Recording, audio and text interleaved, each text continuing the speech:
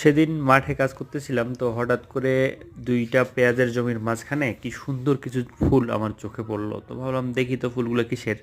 আসলে সত্যি বলতে এতদিন আমিও কাজ করতেছি যদিও, তারপরও এই ফুলগুলা কিন্তু আমি দেখিনি। দেখিনি বলতে কি, আসলে মূলোর ফুল যে এত সুন্দর হয় এভাবে আসলে কখনো দেখা হয়নি।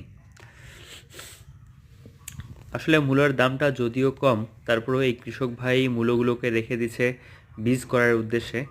তো যার ফলশ্রুতিতেই উনি বীজটা পাচ্ছে, কিন্তু আমরা সেই সুন্দর ফুলের সৌন্দর্যটা উপভোগ করতে পারতেছি। আপনাদেরকে যদি একটু জুম করে দেখাই, দেখেন এই গোড়ায় মূলো দেখা যাচ্ছে, এবং এই যে দেখেন, হ্যাঁ এখানে বেশ কিছু মূলো দেখা যাচ্ছে, এবং এখান থেকে কত লম্বা একটা গাছ হয়ে গেছে, যে গাছের আগায় কত সুন্দর সুন্দর ফুল ফুটেছে।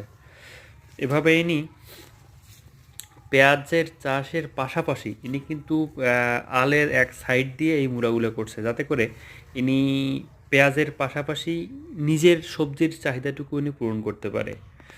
সবাই ভালো থাকবেন, সুস্থ থাকবেন, আর চ্যানেলটা সাবস্ক্রাইব করে পাশে থাকবেন। ধন্যবাদ সবাইকে।